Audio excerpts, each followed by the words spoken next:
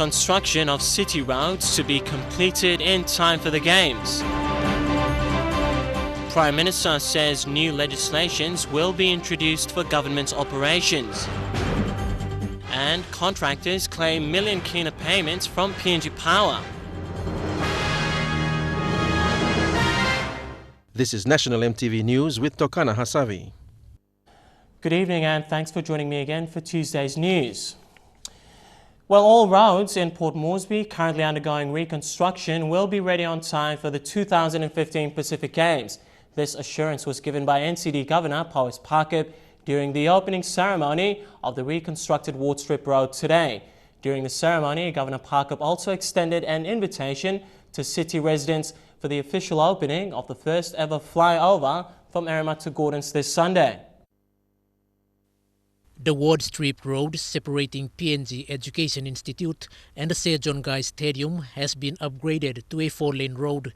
Reconstruction include earthworks, pavement and concrete medium strip were done by Dekanai Contractors, one of the outstanding civil contractors in NCD. The 650 meters road has been reconstructed within 6 weeks at a cost of 5.1 million kina.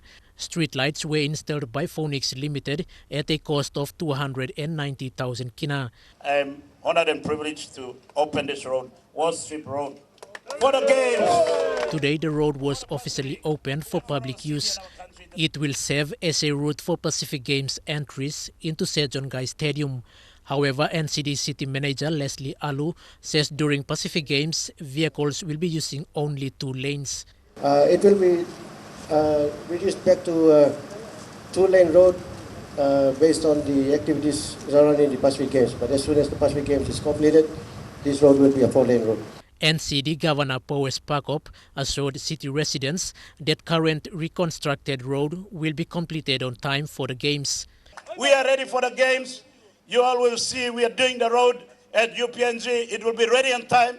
The road at Bissani Parade is being done. It will be ready on time. Down at Champion Parade, down at the stadium will be ready on time. Meanwhile, the Kukubara flyover, PNG's first ever overhead road, will be officially opened this Sunday at 8:30 a.m. On Sunday, we are opening the flyover. The flyover will only accommodate vehicles and no pedestrians. Quinten Alomp, National EMTV News. After 1 month of being offline, the public in Kerema, Gulf Province, will be happy to know that the EMTV signal is up and stable. This will ensure that viewers in Kerema Town and in areas up to 30 kilometers outside of Kerema Town will be able to catch the first State of Origin game to be broadcast on EMTV tomorrow night. Kerema residents will be able to watch the 2015 Port Moresby Pacific Games in July, as EMTV is the lead broadcaster of the event in Papua New Guinea. So to all you Kerema residents, all you need to do is get the free-to-air EMTV signal, auto-tune or auto-scan your television sets and not miss out on all your NRL sporting action and your vital news and information programs. Prime Minister Peter O'Neill says new legislations will be introduced in Parliament to legislate the way government departments operate. Mr O'Neill said the change will involve how the appointments for Board of Directors for government bodies are conducted. He said this move is designed for all government departments to be managed like private companies, so services can trickle down to people in remote areas. The Board of Directors are brought in from experienced and talented people in the industry. The Prime Minister made these remarks during his keynote address at the 2015 PNG Human Resource Institution Annual Conference in Port Moresby this morning. He was speaking to human resource practitioners, including managers and chief executive officers of major business houses and educational institutions around the country. But what we have also failed to do is we failed to manage them like businesses. We try to run them like government departments. As a result, we have not been able to get the best outcomes. The annual PNG HRI conference started off today and will end on Thursday.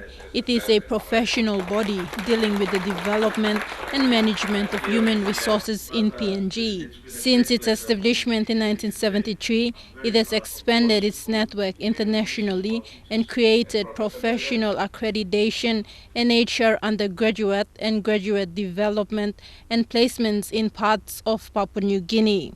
We have had investments in many mines throughout the country, but you don't see many of our mining professionals in the country.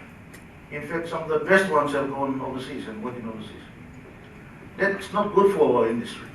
Each year, the institution gives awards to business houses or educational institutions based on its accountability, performance, modernization, and management during the year. This year, Bank South Pacific was awarded the Best Employer of the Private Sector, while Investment Promotion Authority received the Best Employer Award in the Public Sector category. The awards were presented by Prime Minister O'Neill. Takla Gunga, National EMTV News. PNG Power has been accused by former residents in Lae City for negligence after one of its power lines snapped from a pole and killed 17-year-old boy Andrew Bill. Andrew's death 2 days ago has caused public anger over the poor state of power poles not only in Lae but around the country. EMTV's Bethany Harriman reports from Lae. This is the power line that killed Andrew. PNG Power has been blamed for neglecting to fix the damaged power pole. The power line broke off and landed on this fence, killing him when he touched it. Former residents say they reported several damaged power poles. 2014 tubla time first statement mi go lusim no follow up tasol no hat one me omla PNG Power me ki matem lo post because ani need lem straight them place we all sumadin lumisa about lem. About 20 meters from the scene of the electrocution, another damaged pole yet to be fixed. Andrew's death exposes yet again PNG Power's inability to maintain its infrastructure. Yesterday, Esther Bill was grieving the death of her son. Utility service providers rarely go into these parts of Lae City because of the high crime rate. Now, then me took him second round. Power time all working on la bola and up me took him Tambloya or Simpson, me ban Pepsi blong boys smoke blong. Now talk him all come looking like I'm stating. In the last 10 years, PNG Power has had money problems and it has struggled to maintain its infrastructures. Ongoing workers' strikes over entitlements and political interferences have plagued the company. Andrew's electrocution exposes PNG Power's failures to maintain its infrastructures. On numerous occasions, former residents notified workers that damaged power poles needed to be fixed, but they never fixed them. This incident has raised concerns for other provinces throughout the country. Bethany Harriman, National EMTV News, Lae. 4 electrical contractors in Lae City are demanding that PNG Power and the team responsible for the recent state of emergency pay outstanding bills amounting to 1.5 million kina. Spokesperson Mus Palang told EMTV News that the 4 men who spent 2 months disconnecting illegal power collections were left unpaid after the SOE ordered by Public Enterprises Minister Ben Micah ended.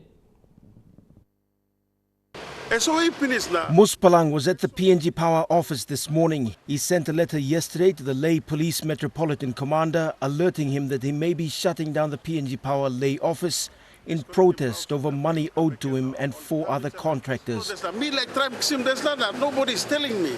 Emails have gone, SMS have gone, phone calls gone. Lastly, made me fly go down last Thursday.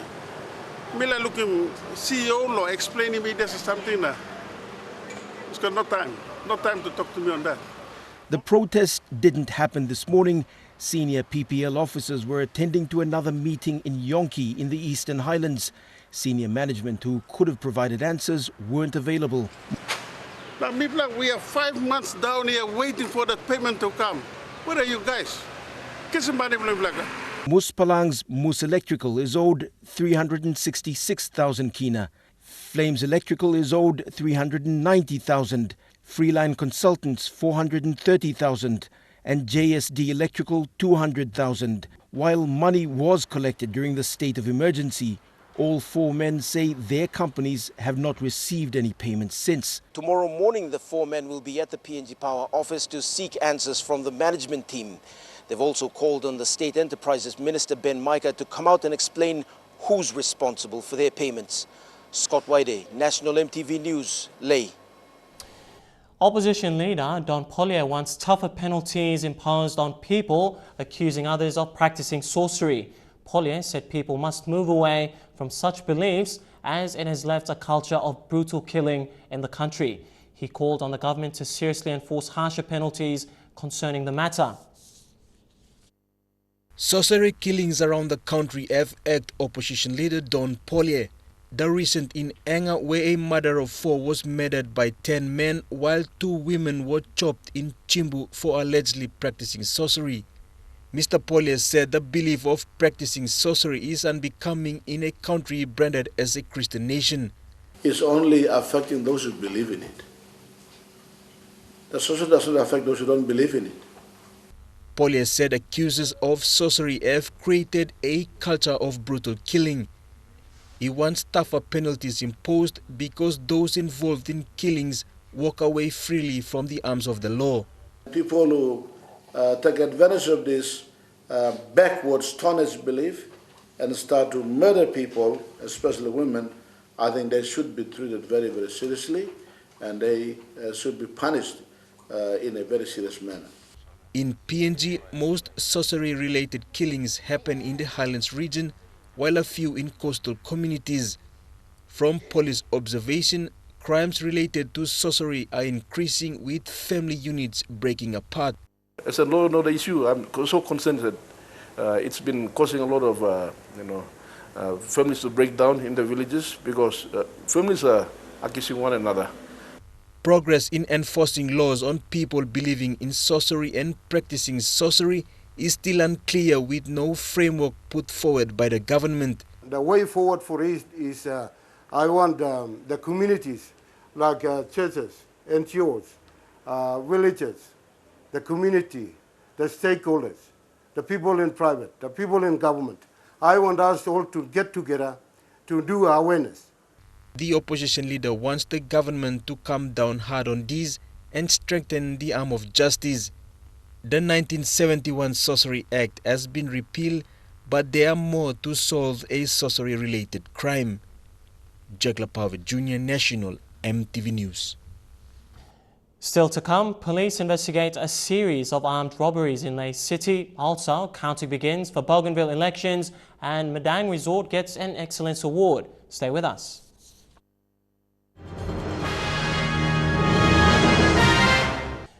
Good to have you back with National MTV News. Lae police are investigating a series of 8 armed robberies, all of which happened this month.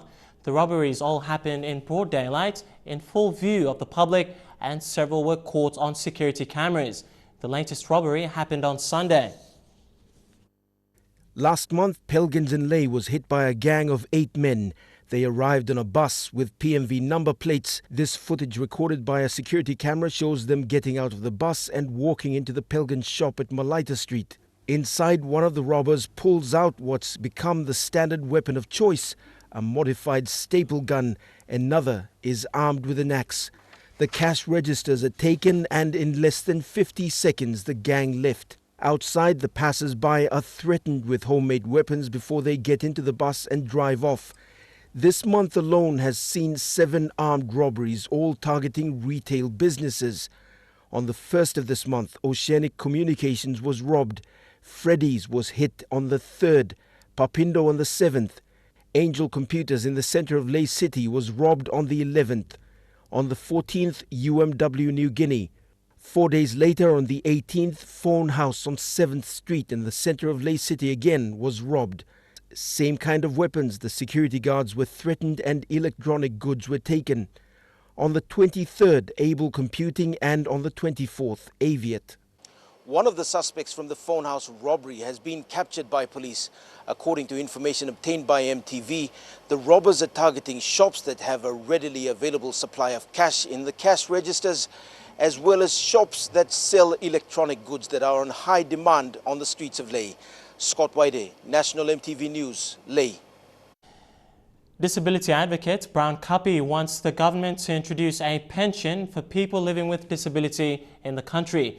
Kapi said the government has made mention of this over the years, but nothing has been done. He said the pension scheme can be inclusive with the disability policy.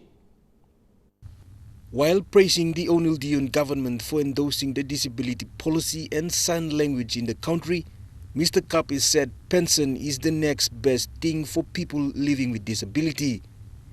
Kapi said if the government is serious, they will push this through the corridors of parliament. He said it's good the government is now realizing the rights for people living with disability. The big call for government, it's one thing to come up with it, but you know what's the plan? 20 years, 30 years down the line, how do you achieve that? So Kapi said if policies are endorsed and made a policy, its working mechanism must be achieved in a given period of time. they've also been talking about a social security, which is to put people with disabilities on some kind of allowances by way of a pension scheme, which is also a good call, but nothing has been done yet. Early this year, Prime Minister Peter O'Neill said the government was considering a pension scheme for the old and disabled. Not too old disabled man. You must have also only got disability. We only not look at them all yet. You must look at them all a legal allowance. So only two can start good for family the life blow. But to date, nothing has been documented formally. The disability advocate expressed this after the government announced NEC's decision for the National Disability Policy 2015 to 2025. Jacob Power Jr. National EMTV News. Well, the race has begun as Bougainville enters the counting phase of the general election. Counting began today and will continue for the next 13 days. EMTV's Fabian Hakelitz reports. The scrutinizing of ballot papers for the third autonomous Bougainville government general election began peacefully today. Bougainville's acting electoral commissioner George Manu, in a telephone interview, told EMTV News from Buka, counting will be held in 3 locations in the autonomous region. The first step of scrutiny at 3 regional counting centers is to identify ballots mistakenly deposited into the wrong ballot box. Once completed, scrutiny of preferences will commence. Counting for presidential ballot papers will be delayed to later this week. As part of the commitment to full transparency, Mr. Manu appealed to all scrutinists and international and domestic observers to witness the counting process from beginning to end. Information on the counting can be found online at Office of the Bougainville Electoral Commissioner, www.obec.gov.pg. Fabian Hakelitz, National EMTV News. Clone cocoa is the new trend of cocoa farming in Yanguru, East Sepik Province. Aimed at reducing the spread of the cocoa pod borer disease, the hybrid cocoa is set to revive the cocoa market in East Sepik Province. Cocoa used to be the main cash crop for the people of Yanguru Sausia in the East Sepik Province, but that changed after the cocoa pod borer disease crippled the cocoa market in the country and affecting cocoa growers and farmers. For the last 3 years, the Yanguru Sausia Cocoa Development Project was trying to revive cocoa farming in the district. This la project mo se mibla starting long own thinking lo mibla line lo pleasure mibla initiative this la on without kisim halbim long all the PI na one mol narblol relevant agencies long support him la want them la project.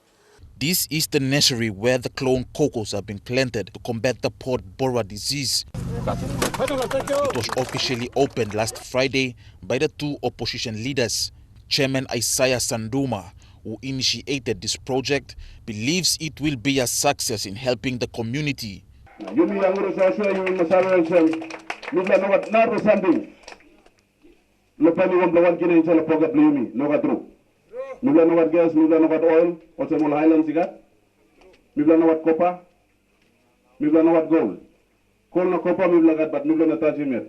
people some do let me say also. Starting goal something and people start wanting agriculture. Before the property independence, agriculture and stuff fast. Agriculture has contributed to the development of the country's economy since independence. However, in the last 10 years, the agriculture sector has not been contributing effectively and has seen a drop of its gross domestic product from 40% to 25%. This is a shame to this nation where you have been building law agriculture. We empower Nigrik Man Mary or generations from Papua New Guinea through agriculture, nothing else. A draft legislation known as the Agriculture Administration Adjustment Act has been set up to rebuild the agriculture sector. And with major agriculture projects set in the East Sepik province, people with skills are now needed to further improve these projects. Kau na all farm na all non plantations long agriculture, people can make it. But he must get man and Mary must make him this like come up. Stanley Ove Jr., National EMTV News. Papua New Guinea's Madang Resort has been recognized as one of the top performing resort hotels by travelers on the world's largest travel site. The resort hotel, located in the country's premier tourism province, scooped the 2015 TripAdvisor Certificate of Excellence. Madang Resort is the oldest hotel in Papua New Guinea, ideally situated at the gateway to one of Pacific's most beautiful harbours. It lies adjacent to Dalman Passage and Yamilon Lagoon.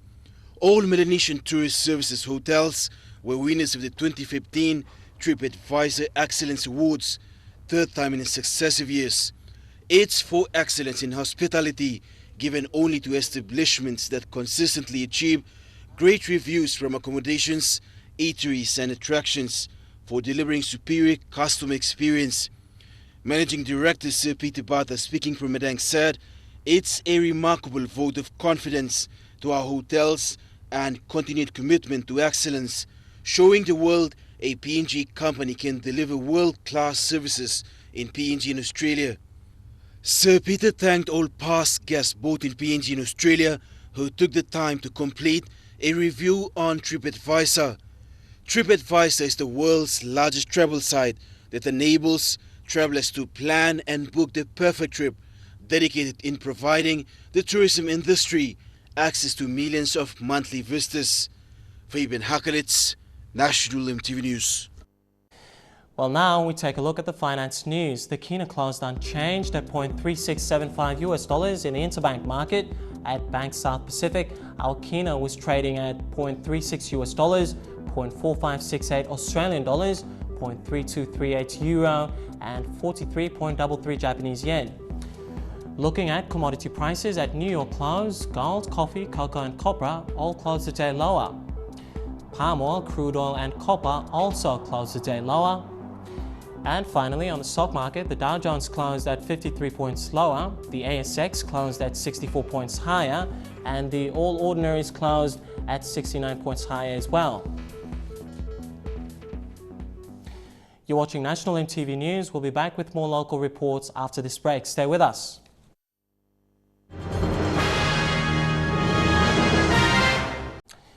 Thanks for your company and welcome back to the news. PNG continues to host regional events with the 8th Council of South Pacific Commissioners Conference beginning today in Port Moresby. The conference is to collectively bring together ideas from around the Pacific and find solutions to give young people better quality of life.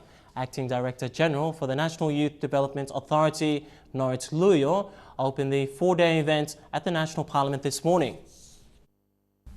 It's another exciting moment for PNG to host a significant regional meeting, the 8th Council of South Pacific Commissioners Conference, a biannual event comprising of all scouting associations in the Pacific, including Australia, New Zealand and the United Kingdom.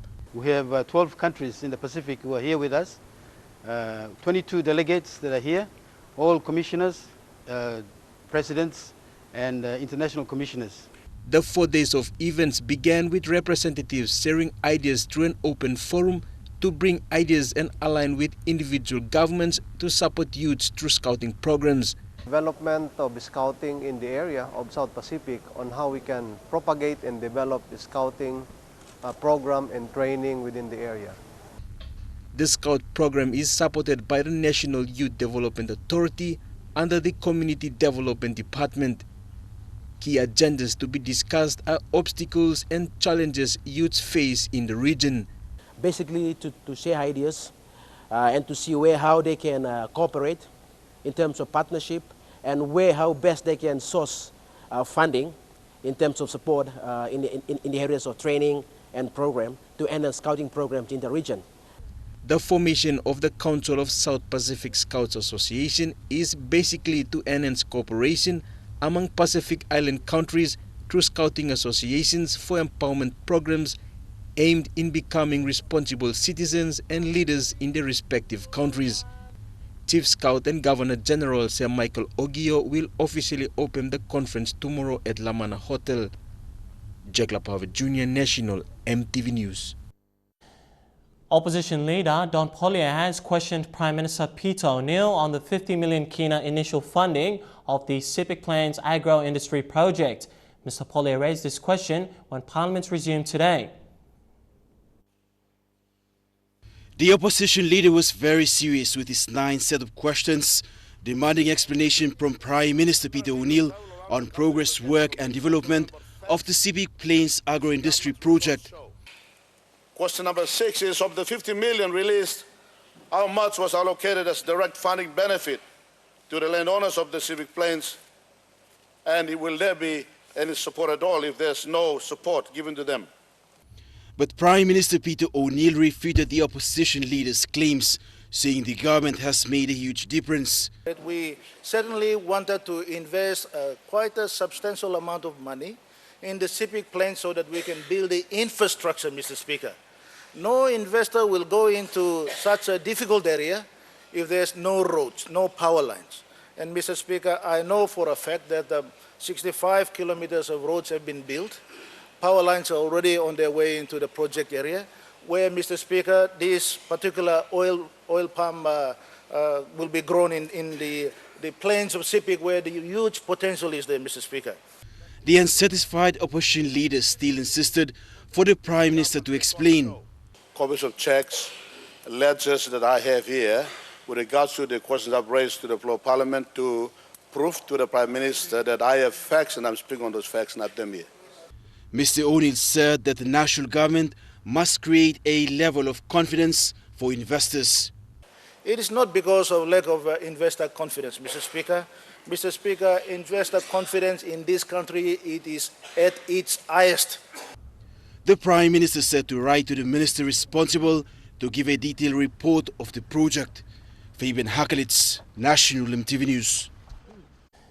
Governor for West New Britain, Sasindran Muthuvel, asked the Deputy Prime Minister and Minister for Provincial and Local Level Governments, Leo Dion, if the government would keep its commitment to create additional electorates for better service delivery. Mr. Dion said the government is currently considering 5 electorates for potential expansion. These are Alatau, Gazelle, Tambul Nebula, Karakuhiri and Talasia districts. Mr. Dion acknowledged that the increase in population growth comes with the demand for increased service delivery.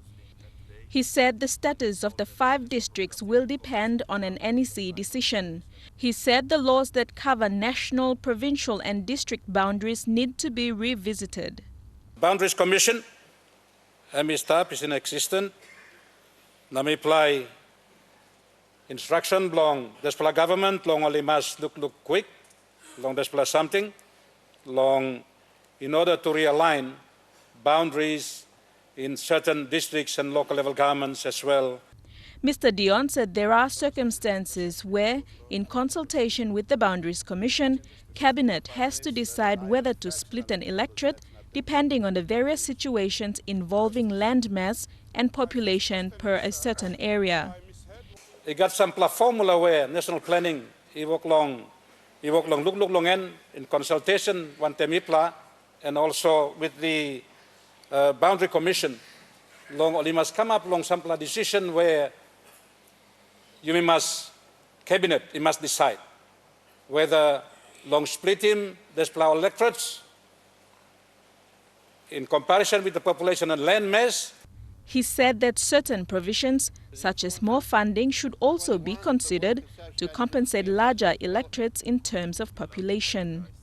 Me thinking also government must provide him some provision where you compensate those big electorates with some sort of provisions of funding in addition to the district support, district DSIP, as well as PSIP. So I think it's much more reasonable. Delhi Waigeno, National, MTV News. Well, Trukai Sports is coming up next and we'll bring you weightlifting and boxing as we count down to the games. Stay with us.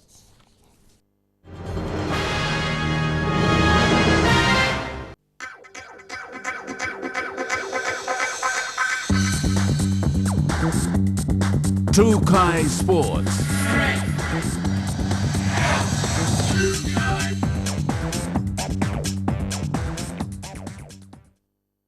Welcome to Trukai Sports. The Motu Koitabuan villages along the coastline have been given the opportunity to showcase and revive much of their culture and traditions during the Pacific Games. Bora Village, Lealea and Gaire have been tasked to construct traditional lugger toys which will be used for the All Search Pacific Games baton relay here in Port Moresby, while a replica will be used for the opening ceremony.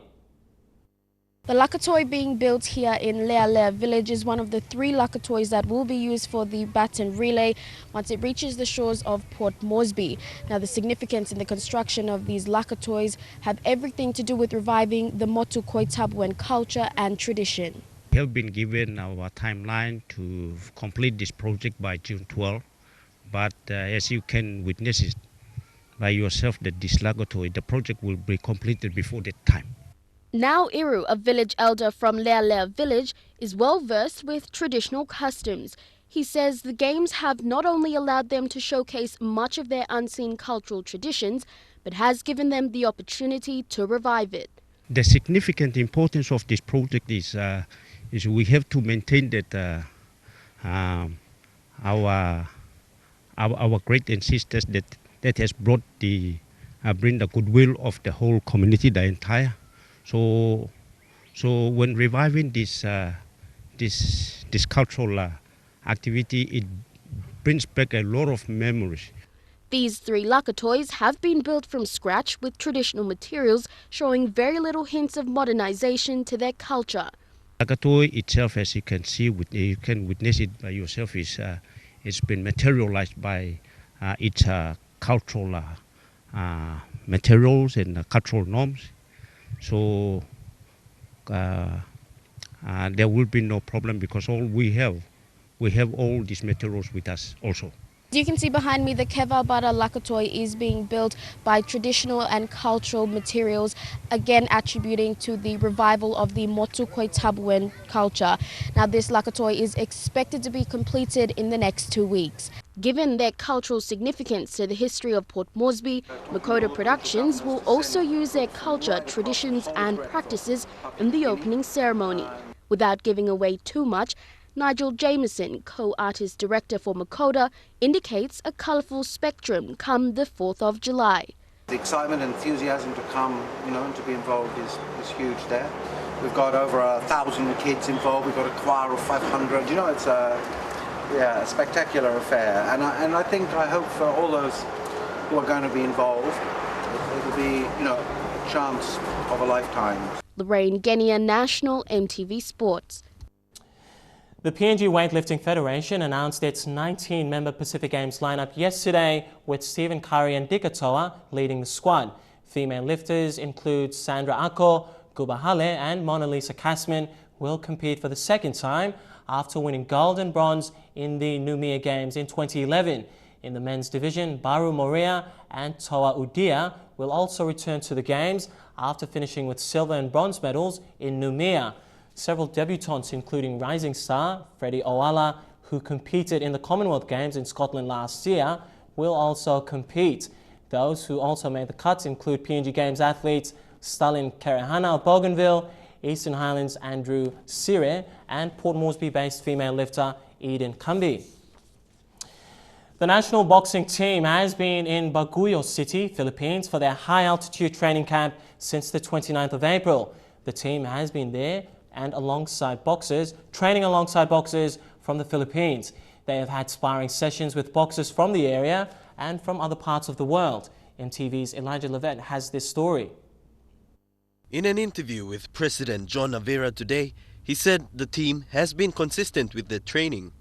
Our team currently is training in Baguio, in Philippines. It's a boxing academy, high altitude training. Their training has been very well. The reports we're getting back from our training coaches, our national coach and expert coach, every week they've been improving in their training. The team returns on the 17th of June and then prepares for the Queensland Fight Night to be held at the Lamana Hotel on the 28th of June. The tournament will feature fighters from Queensland and the PNG national boxing team. This fight will commence a week before the Pacific Games. With concern of boxers getting injured during the fight night and not competing in the Pacific Games, this is what President Avera had to say. Currently, we've assessed the situation, and by the level of their training, there should not be any injuries. And I think they've been training for it, and they'll be fully prepared for a bout on the 28th. As they've been going through the training, both physically, mentally, and we are all prepared for a bout on the 28th of June. Elijah Levet, National EMTV Sports. Only 39 days away from the biggest sporting events in the Pacific, Australia has selected its first group of athletes to compete in this year's Pacific Games. Australia will only take part in 4 sporting codes: sailing, taekwondo, weightlifting and rugby sevens. 17-year-old sailor Carissa Bridge is among 3 sailors who has been named for the Games. Carissa is the current champion for the Queensland Youth titles and will bring some hefty competition to our national sailing team. Australia and New Zealand's inclusion is an opportunity for Pacific teams to participate at the prestigious Continental Games.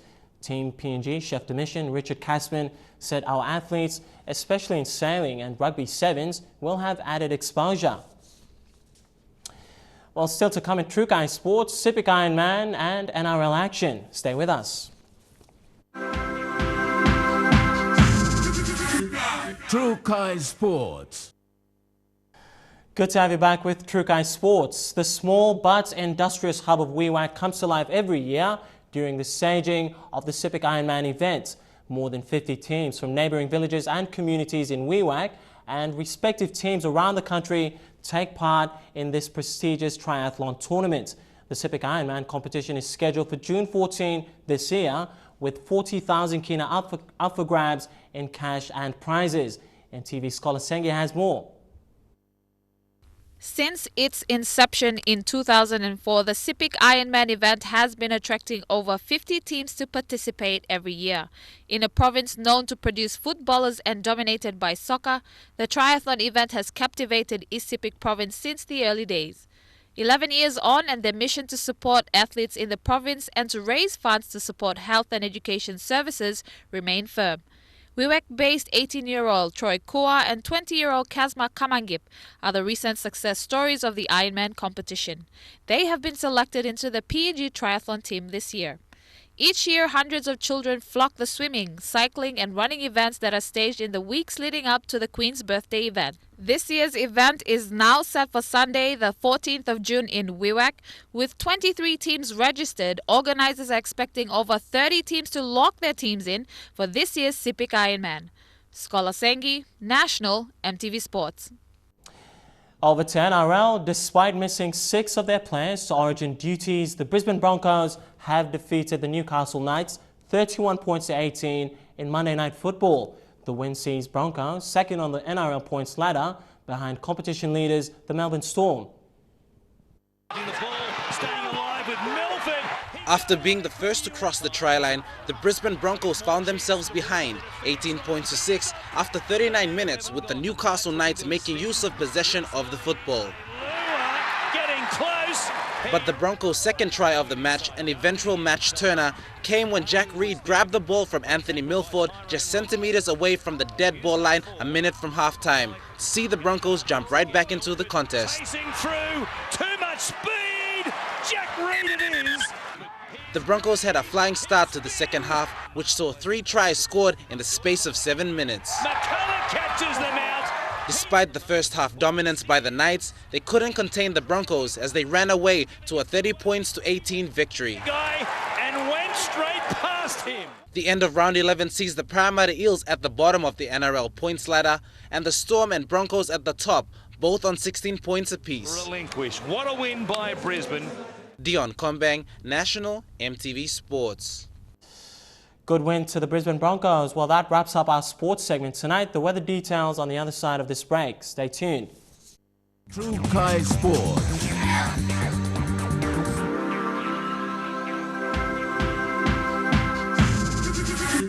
True Kai Sports.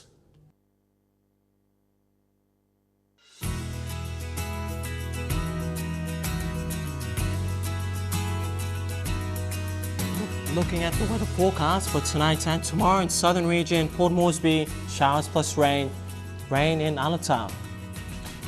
In Momase, thundery showers expected in Wewak, rain plus possible thunderstorms expected in Kimbe in the New Guinea Islands.